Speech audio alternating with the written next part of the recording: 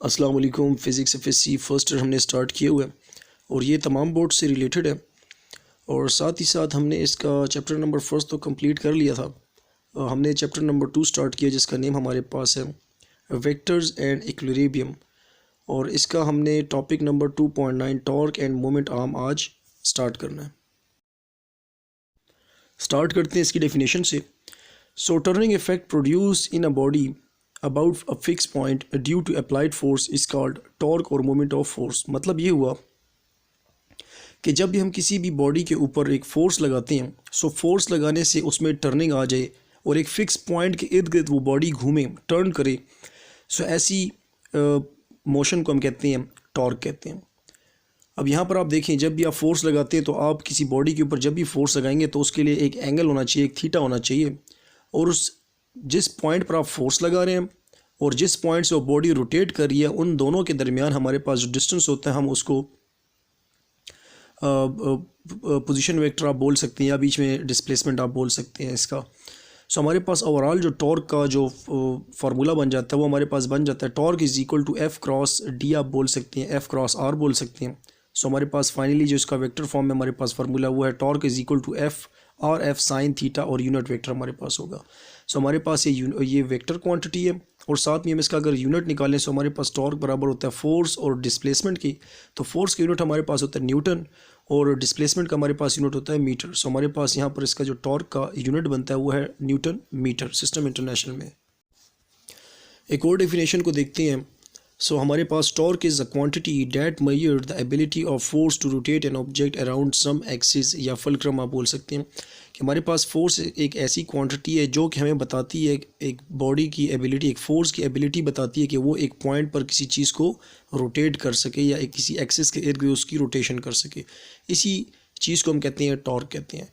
अच्छा, liver arm हमारे पास वही डिस्टेंस, हम परपेंडिकुलर डिस्टेंस जो हमारे पास जिस पॉइंट पर हमारे पास फोर्स लग रही है वहाँ से लेके और जिस पॉइंट के इर्द गिर्द रोटेशन हो रही है, एक्सिस ऑफ रोटेशन जिसको कहते हैं, उनके दरमियान का डिस्टेंस को हम कहते हैं लीवर आर्म आप बोल सकते हैं सिंपली।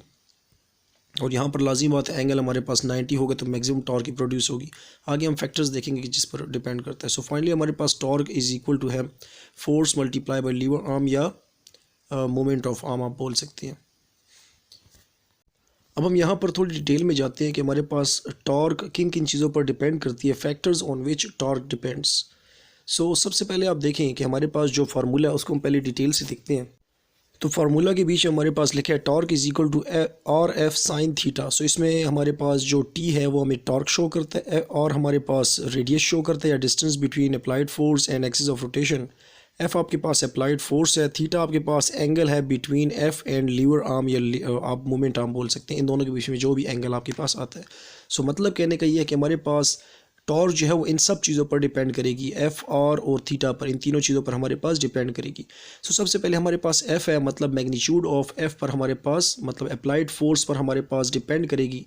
तो सिंपल आप देखें कि हमारे पास टॉर्क और फोर्स के बीच हमारे पास डायरेक्ट रिलेशन बन रहा है।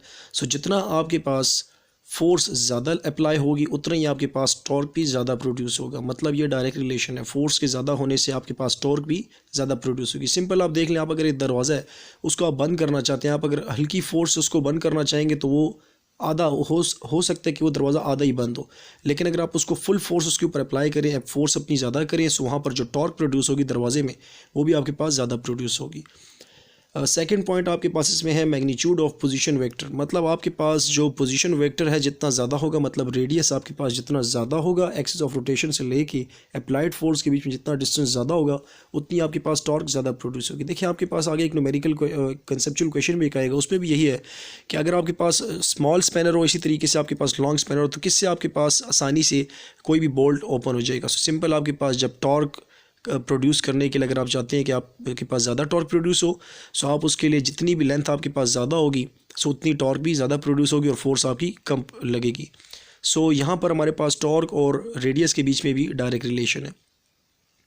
थर्ड वन यहाँ पर आपके पास है कि एंगल पर डिपेंड करता है। अब एंगल पर देखिए हमारे पास 3 कंडीशंस हैं, वैसे 2 कंडीशंस हम यहाँ पर डिस्कस कर लेते हैं कि जब आपके पास एंगल 90 होता है, मतलब आप जो अप्लाई फोर्स करें, अप्लाइड फोर्स और वेक्टर पोजीशन के बीच में अगर आपका एंगल 90 डिग्री है, सो यहाँ पर आपके पास या 270 डिग्री है तो आपके पास यहाँ पर मैक्सिमम टॉर्क प्रोड्यूस होती है, क्योंकि आप उसके ऊपर परपेंडिकुलर फोर्स अप्लाई कर रहे हैं, सो वो हमारे पास मैक्सिमम टॉर्क प्रोड्यूस होगी। इसके बरक्स अगर आपके पास जो angle between applied force and moment arm, या आप बोल सकते हैं लीवर आर्म, उसके बीच में अगर एंगल आपके पास अगर 0 डिग्री या 180 डिग्री हो, सो यहाँ पर आपके पास जो टॉर्क प्रोड्यूस होगी सो हमारे पास मिनिमम टॉर्क होगी सिंपली। आज का जो हमारा टॉपिक था वो फिजिक्स फर्स्ट FSCC था, चैप्टर नंबर 2 हमारे पास था। चैप्टर का नेम हमारे पास था vectors and equilibrium, topic number था 2.9 और टॉपिक का नेम था torque and moment of force.